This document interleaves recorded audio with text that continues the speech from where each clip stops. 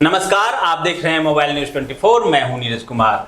आज हम बात करेंगे पूरे देश में जातिगत आरक्षण को लेकर जिस प्रकार माहौल बनता जा रहा है। खासतौर पर विपक्ष के नेता और कांग्रेस के पूर्व अध्यक्ष राहुल गांधी अपने सभी सभाओं में संबोधित करते हुए जरूर कहते हैं कि जातिगत जनगणना क्यों नहीं जारी किया जाता है। ये मामला तब उभरा जब बिहार की सरकार ने जातिगत जनगणना को पब्लिश किया और उससे पहले काफ़ी सारे विवाद भी हुए, मामला कोर्ट में भी गया, लेकिन कोर्ट ने कहा कि हम इसमें हस्तक्षेप नहीं करेंगे। इसका क्या एंगल है, क्या फायदा है, क्या नुकसान है, इस संबंध में चर्चा के लिए हमारे साथ सामाजिक एक्सपर्ट अजय कुमार रजक जी हैं। ये आपको बताएंगे कि क्या डिटेल में जातिगत जनगणना होना चाहिए और इसका समाज पर क्या असर पड़ेगा, आने वाले समय में क्या फायदा होगा और क्या इसका नुकसान भी होगा या नहीं, जैसा कि कुछ लोग इसके नुकसान के बारे में भी बात करते हैं। अजय जी, बहुत बहुत स्वागत है हमारे चैनल में, आपने टाइम निकाला है इसके लिए। आप बताएं, जातिगत जनगणना की शुरुआत बिहार में हो चुकी है,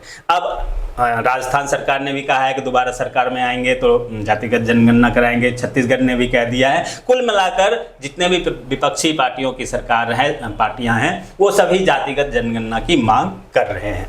आप क्या मानते हैं, बिहार में जहां जातिगत जनगणना हो चुका है वहां होने के बाद भी विद्रोह शुरू हो गया है?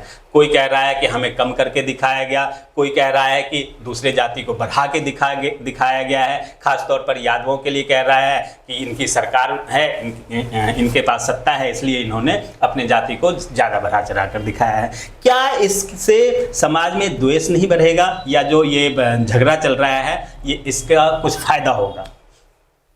देखिए, जहाँ तक जातीय जनगणना का सवाल है, इसका मैं पॉलिटिकल कोई भी आंसर नहीं दूंगा, लेकिन जो सामाजिक स्तर पर जो बदलाव मिल सकता है देखने को, वो मैं जरूर एक्सप्लेन करना चाहूँगा। देखिए, कोई भी जाति हो, उसकी सामाजिक स्थिति कैसी है, उसकी आर्थिक स्थिति कैसी है, उसकी एजुकेशनल शैक्षणिक स्थिति कैसी है, उस जाति का स्टेटस क्या है समाज में, ये जाति जनगणना का पार्ट होनी चाहिए। इससे पता लगता है कि जब सन 1951 में जब जातियों का विश्लेषण किया जा रहा था, या मंडल कमीशन के बाद जब जातियों का विश्लेषण किया गया, तो तमाम तरह की रिसर्च हुए, लेकिन सबका बेस एक ही था, 1931। 1931 में जो जाति जनगणना हुआ, सारे लोग उसी के इर्द गिर्द डाटा को लेकर के अलग अलग अपनी उसमें विश्लेषण किए। मेरा कहने का मतलब है कि जाति जनगणना के साथ उसकी सामाजिक, आर्थिक, शैक्षणिक और उसकी अनटचेबल स्टेटस जो होते हैं समाज में, उनकी गहन अध्ययन करनी चाहिए, ताकि कुछ लोग जो इस दौड़ में बहुत पीछे आज भी हैं, विकास की किरण वहां पहुंच नहीं पाई है, तो उससे पता लग जानी चाहिए। और जो लोग विकास के दौर में बहुत आगे बढ़ गए हैं या कोई मीडियोकर हैं, तो सरकार को अपनी जो नीति बनाने में बहुत ही आसानी होती है। यूँ कहे कि जैसे हेल्थ को चेकअप करने के लिए तमाम तरह की मशीनें हैं, फीवर को कैसे पता चलेगा, तो आपका पेट में प्रॉब्लम है कि नहीं, आपका ब्रेन में समस्या है कि नहीं, हर चीज़ की एक मशीन होती है। उसी तरह जाति जनगणना के साथ अगर इन सब पैरामीटर को चेक किया जाए, तो इससे सरकार को प्लानिंग करने के लिए बहुत अच्छा एक टूल्स है, ये एक अच्छा टूल्स है। बिल्कुल, प्लानिंग करने में आसानी होगी और एक्चुअल चीज पता चलेगा कि आखिर किस जाति में कितने लोग किस योग्य हैं। परसेंटेज ज्यादा हो सकता है, लेकिन आप एक चीज और मान सकते हैं कि जातिगत जनगणना से वो फायदा भी हो सकता है जिन्हें जरूरत है। कुछ लोग आरक्षण का फायदा बहुत ज़्यादा उठा चुके हैं, और चाहे वो एससी में हो, एसटी में हो, ओबीसी में हो, वो काफ़ी आरक्षण का फायदा उठा के आगे जा चुके हैं। वहीं उन्हीं के जाति के दूसरे लोग जो हैं आज भी पढ़ाई के स्तर में भी नीचे हैं।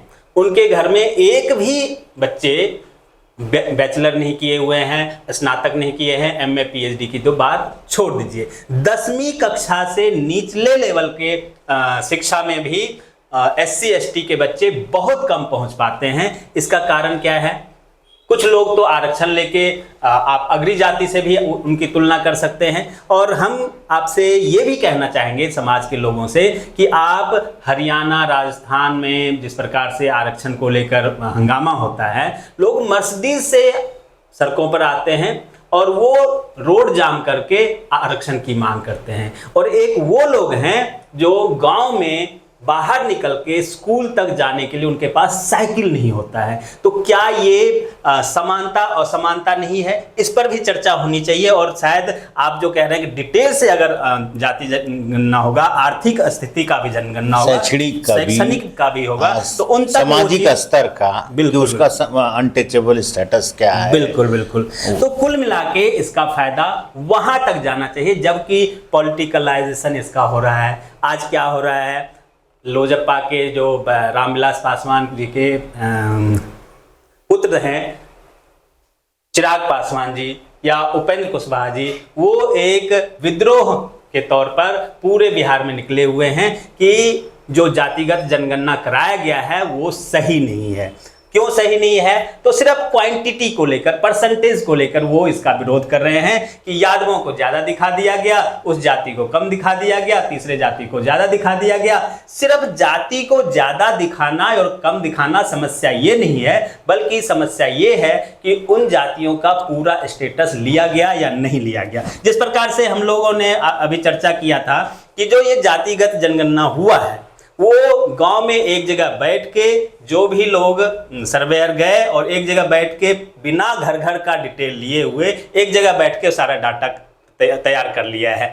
आप क्या मानते हैं, जो जातिगत जनगणना इस तरह से लेके असली इसका उद्देश्य पूरा हो पाएगा या वो खानापूर्ति बन के रह जाएगा? देखिए, तो हमेशा है कि अगर सटीक तरीके से कोई काम हो तो हमेशा अच्छा होता है। और मैं ये नहीं मानता हूँ कि ये जाति जनगणना गलत है। जाति जनगणना करने वाले अधिकारी भी बहुत ही सक्षम होते हैं और उनकी भी जवाबदेही होती है। हमें ऐसा लगता है कि जाति जनगणना जो भी हुआ वो सही हुआ होगा।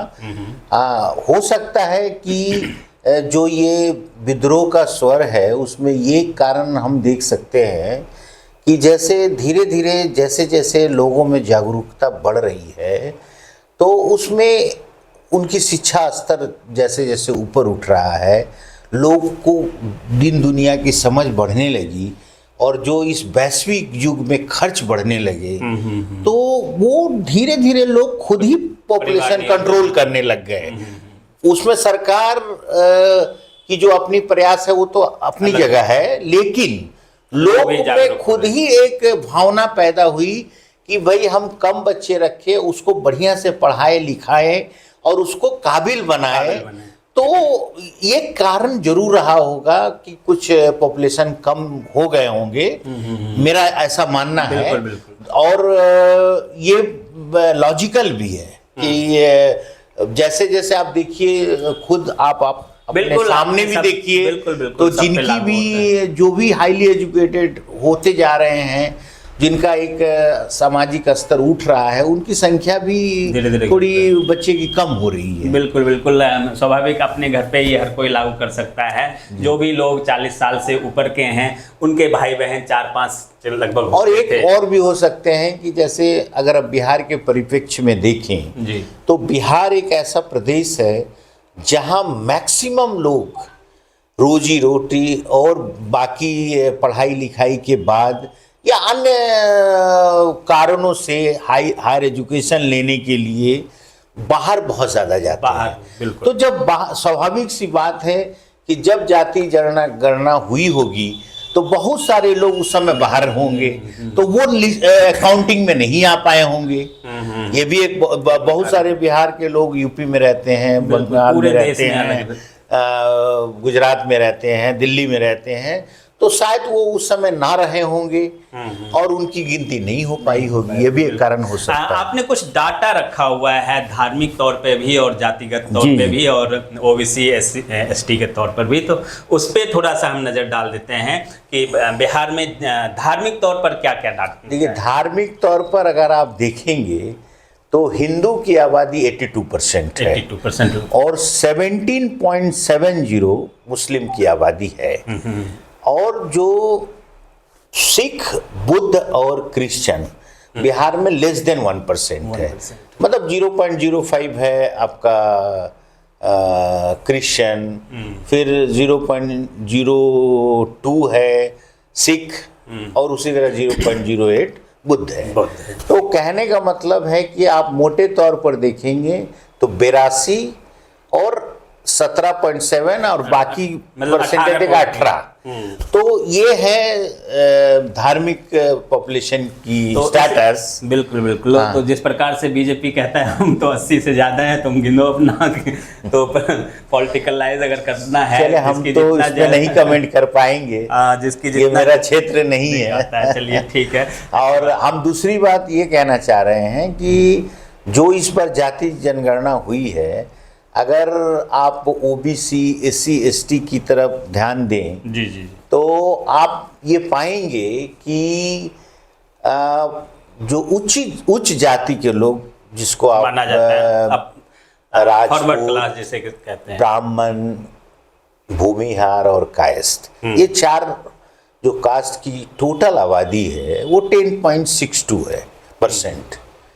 अब अगर आप ईबीसी मतलब मोस्ट अत्यंत पिछड़ा वर्ग, अगर उसकी आबादी देखेंगे तो मोटा मोटी 36.01% है अच्छा और 27.20 आपका ओबीसी है।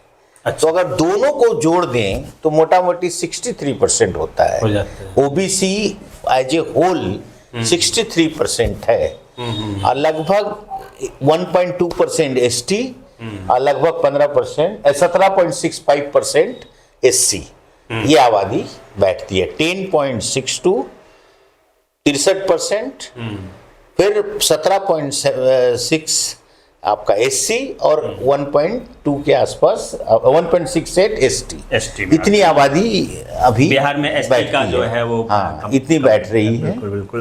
इतनी अब लड़ाई आता है जब, यहाँ तक तो किसी को आपत्ति नहीं है कि भाई ओबीसी एससी एसटी, लड़ाई आता है जब जाति को खुलासा कर देते हैं कि यादव कितना है, ब्राह्मण कितना है, राजपूत कितना है, तो वहाँ से जो विरोध शुरू हो जाता है कि हमको कम कर दिया है और उन्हें ज़्यादा कर दिया है। तो उसके बारे में भी थोड़ा सा बता दीजिए आप। देखिए, जहाँ तक कम और बेसी की बात है तो मैंने 2 रीज़न आपको पहले बताया कि एक तो ये हो सकता है कि जैसे जैसे शिक्षा का स्तर बढ़ रहा है लोगों के अंदर, जैसे जैसे परस्पर और संपन्न हो रहे हैं, बौद्धिक स्तर बढ़ रहा है, तो पॉपुलेशन उनका खुद ही कम हो रहा है। दूसरा कि कुछ लोग जो बाहर चले गए दूसरे स्टेट में, उससे भी कम हुआ।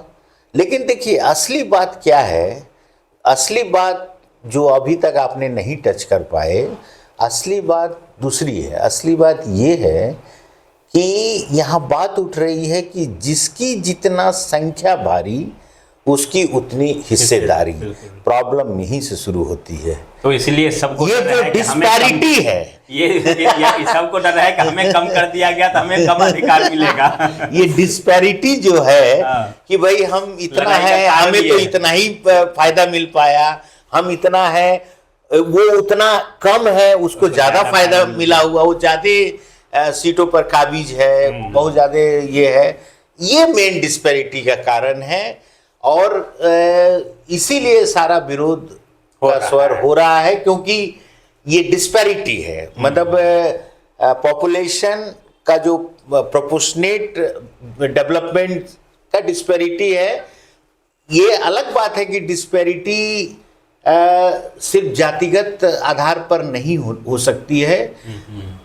अगर कोई बहुत ज्यादा विकसित है तो आप सिर्फ और सिर्फ ये नहीं कर सकते हैं कि वो जाति के आधार पर विकसित है, क्योंकि हो सकता है उसके बौद्धिक स्तर ऊंचा हो, वो काफी मेहनती हो, वो काफी जिल वाला हो, कई कारण हो सकते हैं, हो सकते हैं। बिल्कुल डिटेल में हम बता दें कि ब्राह्मणों की संख्या 3.67 बताया गया है परसेंटेज में, राजपूतों की संख्या 3.45% है, भूमिहार की संख्या 2.89 है, कायस्थ की संख्या 0.60 बताया गया है, जबकि यादवों की संख्या 14.26% बताया गया है और ये सबसे ज़्यादा विवाद पैदा कर रहा है। कुशवाहा को 4.27% दिया गया है, कुर्मी को 2.87% दिया गया है। मेरे ख्याल से हमारे मुख्यमंत्री जी कुर्मी में आते हैं या कुशवाहा में आते हैं? कुर्मी में आते हैं, ठीक है। तो अब देखिए कि जिनके 2% आबादी है वो मुख्यमंत्री हैं, तो क्या वो त्यागपत्र देंगे वहाँ? जिनकी पॉलिटिकल आंसर मैं नहीं दे पाऊंगा। अच्छा चलिए, मैं पॉलिटिकल आंसर नहीं दे पाऊंगा। जिस चीज का वहाँ पे हो रहा है, मांग जब लोगों का उठ रहा है, जिसकी जितनी संख्या भारी, तो सबसे पहले तो तेजस्वी यादव को मुख्यमंत्री बना देना चाहिए, क्योंकि सबसे ज्यादा जनसंख्या उनकी है कुल मिला के। अब आगे तेली की संख्या बताया गया है। देखिए, एक चीज और मैं अपने दर्शकों को बता दूं कि यहाँ कुछ ऐसे नाम भी हैं जो अनटचेबल में आता है, तो हमारा ऐसा कोई भावना नहीं है, हम जो लिखा हुआ है वो पढ़ रहे हैं। तो डिस्क्लेमर में हम इस बात को पहले ही क्लियर कर देते हैं कि तेली की संख्या 2.81% बताया गया है, मुसहर की संख्या 3.08% बताया गया है, सोनार की संख्या 0.68% है, मल्हा की संख्या 2.60% है, बरहई की संख्या 1.4% बताया गया है, कुम्हार की संख्या 1.4%, पासी की संख्या, पासी रामविलास पासवान जी के जो हैं वही माने जाते होंगे। अच्छा, पासी मत, वो पासवान, अच्छा वो पासवान में है। पासी की संख्या 0.9% है, धोबी की संख्या 0.8% बताया गया है, मोची, चमार और रविदास की संख्या जो है वो टोटल करके बताया गया है 5.2%। कुल मिला के ये दर्शाया गया है, और भी कुछ जाति शायद रह गया होगा, पता नहीं। लेकिन विवाद यही है जो मैंने आपको बताया कि यादवों की संख्या सबसे ज़्यादा 14 पॉइंट समथिंग बताया गया है, उसको लेके अब डिमांड कुछ लोग करने लगे हैं कि जिन जाति के मंत्री हैं या मुख्यमंत्री हैं और जिन जाति के नहीं हैं, जिनकी संख्या ज़्यादा है और उन जाति का अगर मंत्री नहीं है, तो बिहार में डिमांड उठने लगा है कि उनको मंत्री पद दिया जाना चाहिए। कांग्रेस ने भी आवाज़ उठाया है और जो लेफ्ट वाले हैं उन्होंने भी आवाज़ उठाया है। होता क्या है, रिजल्ट क्या होता है, राजनीति तो चलते रहेगी और आगे पूरे देश पर इसका असर पड़ने वाला है। हंगामा थमता दिख नहीं रहा है। हम बने रहेंगे इस सब्जेक्ट पर, एक बार फिर से दोबारा जरूर आएंगे, क्योंकि अभी इलेक्शन चल रहा है और इलेक्शन में इसका सबसे ज़्यादा फ़ायदा किसी न किसी को उठाने का मौका ज़रूर मिलेगा, चाहे वो विपक्ष वाला हंगामा करे या सत्ता पक्ष वाले। एक जो सबसे बड़ा चीज़ मैंने अब तक देखा है पिछले 9 साल में, जिस चीज़ को लेकर जो आरोप मोदी सरकार पर विपक्ष द्वारा उठाया जाता है, लगाया जाता है, उसी आरोप को आधार बनाकर मोदी सरकार हमेशा जीत हासिल कर लेता है। और मोदी जी ने कई बार इस चीज़ को साबित किया है। उन्होंने कहा है कि जो पत्थर तुम मुझ पर मारोगे उसे एकत्रित करके कंकर कंकर बना के और मैं महल बना लूँगा। तो कहीं ऐसा तो नहीं कि जातिगत जनगणना इन लोगों पर ही भारी पड़ जाए। अब देखिए, जाति जनगणना को बहुत ज़्यादा मतलब पॉलिटिकलाइज करने की ज़रूरत नहीं है। ये तो एक समाज का आईना है। जाति जनगणना से वही चीज़ आएगा ना जो समाज में है। बिल्कुल। अगर कोई यादव है तो है, कोई धोबी है तो है, कुर्मी है तो है, कोई राजपूत, कायस्थ, जितना जो है उसकी संख्या गिनी गई है, इसमें तो और कुछ भी नहीं किया गया। अच्छा, एक चीज़ और मैं पहले भी कह रहा था, जिन लोगों ने कानून बनाया शुरू से लेकर अब तक, या अभी जैसे कई सारे कानून बदल रहे हैं, तो जिस प्रकार से हम कह रहे थे कि धर्म बदलने का अधिकार हर किसी को है, हमारे संविधान में है, उसी प्रकार से अभी जिस प्रकार से महिला आरक्षण विधेयक आया, जिस प्रकार से एक पर एक विधेयक आया, इतना बड़ा विधेयक लाके आपने धारा 370 को हटा दिया, तो आखिर क्यों नहीं ऐसे विचारक लोग संसद में सुझाव दे सकते हैं कि जाति को बदलने का अधिकार हो। एक ऐसा विधेयक लाया जाए जिसके तहत कोई भी व्यक्ति किसी भी धर्म का हो या किसी भी जाति का हो, उसे उसका जाति बदलने का अधिकार हो। अभी जैसे धर्म बदलने का अधिकार हो, वैसे ही जाति बदलने का अधिकार का विधेयक आना चाहिए, मुझे लगता है। आप क्या कहेंगे? देखिए, जहाँ तक जाति बदलने की बात है, हम तो कह रहे हैं कि जाति बदलने की जरूरत ही नहीं है। आप बेटी रोटी का संबंध बना लीजिए, शादी कर लीजिए। हर आदमी एक दूसरे जाति के बेटी से बेटा से शादी कर ले, अपने आप जाति खत्म हो जाएगा। बदलने की तो कोई जरूरत ही नहीं है, उसमें कोई जरूरत नहीं है जाति बदलने की। आप शादी कर लीजिए ना, तो अपने आप सब ठीक हो जाएगा। तो उसमें भी तो विषमता है कि लड़के से अगर शादी किया आपने तो आपका नहीं, वो तो बेनिफिट की बात हो गई।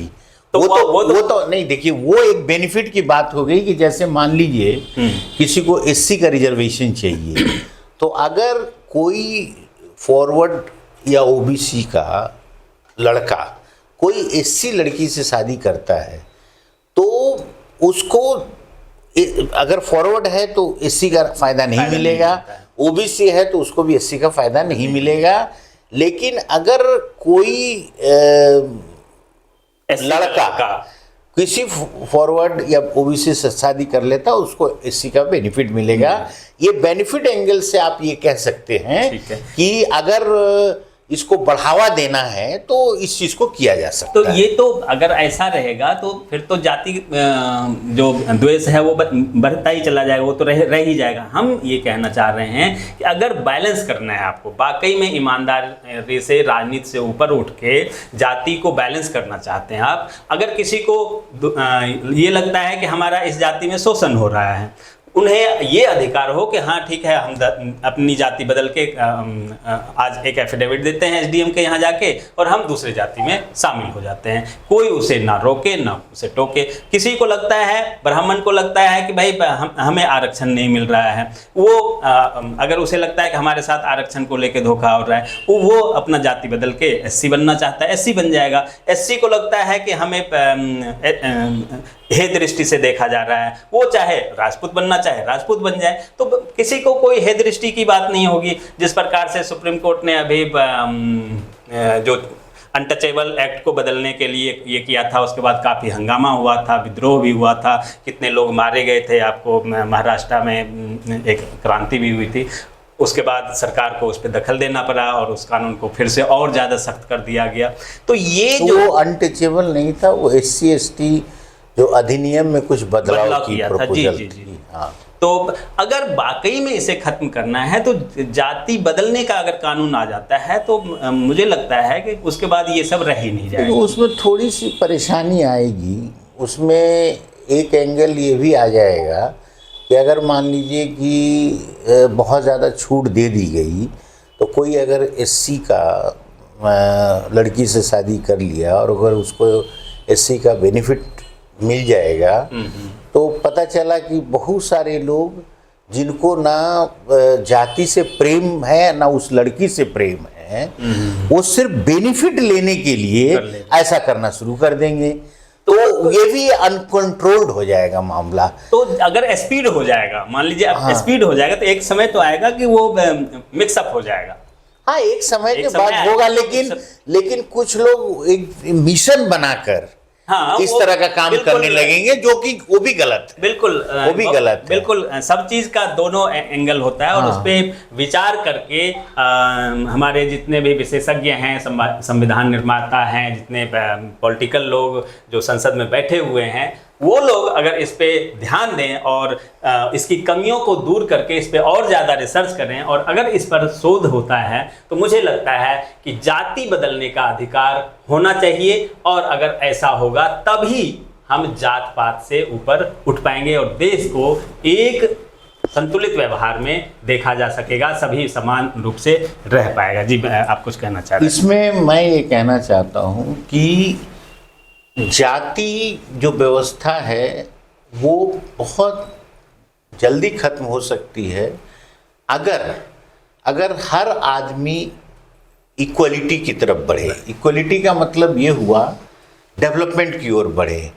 अगर हम डेवलपमेंट को इतना तेज कर दें तो जाति व्यवस्था अपने आप खत्म हो जाएगी, लोगों के पास काम रहेंगे, लोगों के पास पैसा रहेगा, लोगों के पास फैसिलिटीज रहेगी, तो इन सब चीजों से ऊपर उठ जाएंगे। मतलब ही नहीं, तो मैंने इसको विकास के रफ्तार को बढ़ाना, रॉकेट साइंस की तरफ बढ़ा करके कम किया जा सकता है जाति ये डिस्पैरिटी को। असंतुलन। दूसरा कि जो भी लोग हैं, जैसे आप देखेंगे कि जो जाति व्यवस्था में जो संपन्न हो गए हैं उनको ज़्यादा परेशानी नहीं होती है। कुछ लोग एक्सप्लॉइट करते हैं उन लोगों को जो काफ़ी पीछे हैं, क्योंकि उनको एक मौका मिल जाता है एक्सप्लॉइट करने का, वो बेचारे पीछे हैं भी, और उनको इसी का हवाला दे करके उनको इमोशनल बनाया जाता है और उनको गलत तरीके से यूज किया जाता है। तो ये तभी दूर होगी जब हम डेवलपमेंट, विकास के रफ्तार को काफ़ी तेज करेंगे। और दूसरी बात कि जो लोग जैसे मान लीजिए जो कम डेवलप हैं उनको विकास के राह में लाएंगे, और कोई भी व्यक्ति समाज का सबसे अंतिम पादान में बैठा हुआ व्यक्ति को तक हम विकास की किरण अगर पहुंचा देंगे, उसको मूलभूत जो सुविधा है अगर उनको मिल जाएगा तो ये अपने आप खत्म हो जाएगा। कई सारे चीज़ों को अजय जी ने बड़ा स्पष्टीकरण से बताया कि जाति सर्वेक्षण में क्या हुआ, जाति सर्वेक्षण से क्या फायदा होगा और क्यों इसका विरोध हो रहा है, और इसे खत्म कैसे किया जा सकता है, देश में समानता कैसे लाया जा सकता है, जातिवाद को कैसे खत्म किया जा सकता है, या विकास के तौर पर अगर हम सभी के विकास की ओर ध्यान दें तो उसका फायदा हो सकता है। इस पर हमारे सरकार में बैठे हुए उन पदों पे जो लोग कानून बनाते हैं उन्हें गौर करना चाहिए, उन्हें समीक्षा करना चाहिए, और तभी ईमानदारी से अगर लोग काम करना चाहेंगे तो बहुत मुश्किल काम नहीं है, ये जाति प्रथा को कम किया जा सकेगा। बने रहिए मोबाइल न्यूज़ 24 के साथ। आप तमाम दर्शकों का बहुत बहुत धन्यवाद। अजय जी आपका भी थैंक यू।